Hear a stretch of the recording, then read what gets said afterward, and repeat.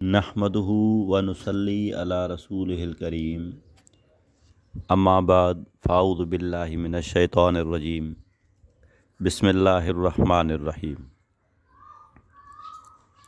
امید ہے کہ آپ سب لوگ روحانی اور جسمانی طرح فٹ ہوں گے۔ آج ایک نئے موضوع کے ساتھ آپ لوگوں کی خدمت میں حاضر ہیں۔ آج کا موضوع ہے سیدنا اویس کرنی رضی اللہ تعالی عنہ کا حال، جو شیخ عطار رحمۃ اللہ علیہ نے بیان فرمایا۔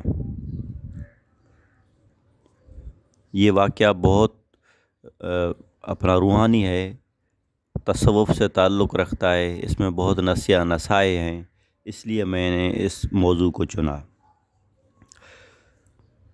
حضرت اویس کرنی رضی اللہ تعالیٰ عنہ کو نبی کریم صلی اللہ تعالیٰ علیہ وآلہ وسلم نے اپنا جبہ مبارک عطا فرمایا۔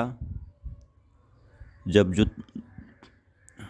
جبہ عطا فرمایا تو جب حضرت عمر فاروق رضی اللہ تعالیٰ عنہ کا دور خلافت آیا تو حضرت اویس کرنی رضی اللہ تعالیٰ عنہ سے انہوں نے تصوف کو دیکھا، یعنی ان کے ہاں تصوف کو دیکھا، ان تصوف کی شان کو دیکھا، تصوف کے حال کو دیکھا، تصوف کی کیفیات کو جانا، کیونکہ یہ تو نبی کریم صلی اللہ تعالیٰ علیہ وآلہ وسلم کے قریبی ساتھی تھے نا۔ تو جب انہوں نے وہ جو فیوض و برکات تھی نبی کریم صلی اللہ تعالیٰ علیہ وآلہ وسلم کے ہاں، وہ جب اویس کرنی رضی اللہ تعالیٰ عنہ کی محفل میں دیکھیں تو اس وقت ان کو جو ظاہری خلافت تھی نا، تو اس کی ویلیو ان کے سامنے کم ہو گئی۔ یعنی جو ظاہری خلافت کر رہے تھے، ظاہری امور کو سنبھال رہے تھے، جب تصوف پر نگاہ پڑی تو یہ ظاہری بادشاہی جو ہے اس کی کوئی وقعت نہ رہی۔ میں پھر سے عرض کرنے لگا ہوں، حضرت اویس کرنی رضی اللہ تعالیٰ عنہ کو جو نبی کریم صلی اللہ تعالیٰ علیہ وآلہ وسلم نے روحانی خلافت کا ایک جبہ عطا فرمایا تھا، فیوض و برکات کے ساتھ، روحانی فیض کے ساتھ وہ جبہ جب عطا فرمایا حضرت اویس کرنی رضی اللہ تعالیٰ عنہ کو، تو وہ روحانی فیوض و برکات ٹرانسفر ہوئی حضرت اویس کرنی رضی اللہ تعالیٰ عنہ میں، اور وہ جبہ مبارک جو لے کر آیا قاصد، وہ تھے حضرت عمر فاروق رضی اللہ تعالیٰ عنہ۔ جب دور آیا حضرت عمر فاروق رضی اللہ تعالیٰ عنہ کی خلافت کا، تو اس وقت جب وہ جو نبی کریم صلی اللہ تعالیٰ علیہ وآلہ وسلم کے بعد فیوض و برکات روحانی تھے، وہ پھر ان کی محفل میں انہوں نے دیکھے، ان کی محفل میں وہی روحانیت دیکھی، وہی جو نبی کریم صلی اللہ تعالیٰ علیہ وآلہ وسلم بانٹا کرتے تھے، روحانیت، فیوض، برکات، قرب الہی، وہ پھر ان کی محفل میں انہوں نے دیکھا، ان کے آستانے میں دیکھا۔ تو جب ان کی نگاہ، حضرت عمر فاروق رضی اللہ تعالیٰ عنہ کی نگاہ حضرت اویس کرنی رضی اللہ تعالیٰ عنہ کی فیوض و برکات، شان و شوکت، روحانی شان و شوکت، بظاہر تو وہ سادہ تھے، اس پر پڑی، تو پھر یہ جو ظاہری خلافت تھی اس کی وقت نہ رہی۔ تو وہ بڑے خوش ہوئے اور عرض کرنے لگے کہ ہم نے جو ہے اس وقت جو کچھ دیکھا وہ آج دیکھ رہے ہیں آپ کی بارگاہ میں، اور ہم تو ظاہر کی طرف چلے گئے، ظاہری سسٹم کو ہم سنبھال رہے ہیں۔ تو وہ کہنے لگے، اعلان کرنے لگے جوش میں آ کر، حضرت عمر فاروق رضی اللہ تعالیٰ عنہ جوش میں آئے اور جو جبہ خلافت تھا ظاہری، اس کو اپنے شانوں سے اتارا اور اعلان کرنے لگے بازار میں کہ اس خلافت کو خریدنے والا اگر کوئی ہو تو میں اس کو یہ خلافت 1 دینار میں دے دوں، اس کی میری نظر میں یہی حیثیت ہے۔ کیونکہ وہ ظاہر تھا، ظاہر کی حیثیت واقعی کم ہوتی ہے باطن کی نسبت سے، لیکن وہ تو صحابی تھے، نبی کریم صلی اللہ تعالیٰ علیہ وآلہ وسلم کے ہاتھ کے بیعت کیے ہوئے مرید تھے، تو ان کی تو شان ہے اپنی جگہ پہ، لیکن جب باطن پر نظر پڑی تو پھر انہوں نے جبہ خلافت اتار کر اعلان کر دیا کہ ہے کوئی جو اس کو 1 دینار میں خریدے، میں اس کو دے دوں، اور یہ بار میں اس پر ڈال کر میں پھر فارغ ہو جاؤں اس سے۔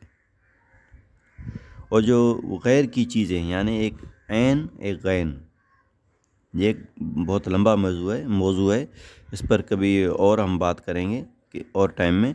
تو جب غیر کو دیکھا، عین کو دیکھا، تو پھر غیر کی وقت نہ رہی، تو انہوں نے کہا میں اس غیر کو چھوڑ دیتا ہوں۔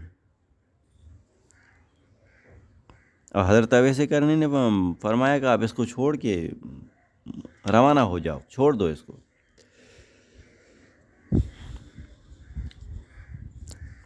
جب حضرت عمر فاروق رضی اللہ تعالیٰ عنہ کے دوست احباب نے یہ دیکھا کہ یہ تو خلافت کا جو وزن ہے پورا چھوڑ رہے ہیں، پوری ذمہ داریاں چھوڑ رہے ہیں، تو پھر وہ سارے چپک گئے، کہنے لگے حضور آپ کیا کر رہے ہیں اس وقت؟ کیا کام کر رہے تھے آپ؟ کیا سسٹم چل رہا تھا؟ کیا یہ نبی کریم صلی اللہ تعالیٰ علیہ وآلہ وسلم کے مشن کا سسٹم نہیں تھا، ان کے مشن کو چلانے کا؟ آپ اس دین کے کام کو چھوڑ کر اس باطن کی طرف جائیں گے تو یہ ظاہر جب سارا مٹ جائے گا، ٹوٹ جائیں گے سارے روب و تاب ہمارے، تو پھر وہی بات ہوگی، پھر کافر ہمارے اوپر، غیر مسلم ہمارے اوپر قابض ہو جائیں گے۔ یہ جو ہم نے ایک سلطنت سی قائم کی ہوئی ہے، جس کی آپ تیسرے خلیفے ہیں۔ پہلے خلیفے کون تھے؟ حضور نبی کریم صلی اللہ تعالیٰ علیہ وآلہ وسلم۔ دوسرے تھے حضرت ابو بکر صدیق رضی اللہ تعالیٰ عنہ۔ تیسرے تھے حضرت عمر فاروق رضی اللہ تعالیٰ عنہ۔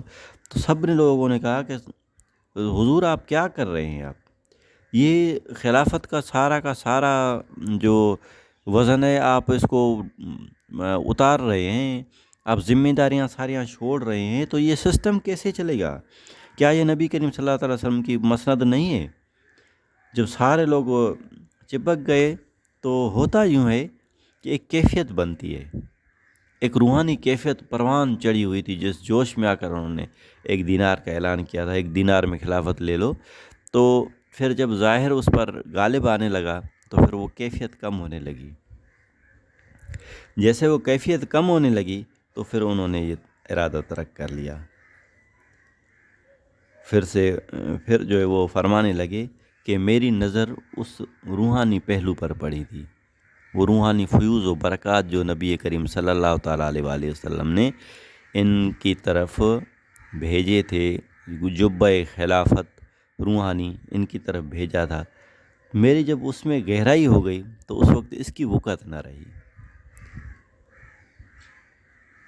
ایک روحانی ایک راز تھا، روحانی ایک کیفیت تھی۔ بہرحال اس کے بعد پھر وہ انہوں نے خلافت کو تو جاری رکھا، لیکن ایک اس واقعے کو سنانے کا مقصد صرف اور صرف روحانیت کی حیثیت کو ایک تھوڑا بہت ظاہر کرنا تھا۔ تو آخر میں دعا ہے اللہ رب العزت ہمیں ایسے کامل درویشوں کی صحبت نصیب فرمائے، اور ہمارے اندر روحانی فیوز و برکات جو نبی کریم صلی اللہ تعالیٰ علیہ وآلہ وسلم سے ہماری طرف چلے آ رہے ہیں بزرگان دین کے وسیلے سے سینہ بسینہ، ہمیں وہ ان بزرگان دین کے صحبت نصیب فرمائے۔ وآخر دعوانا ان الحمد للہ رب العالمین۔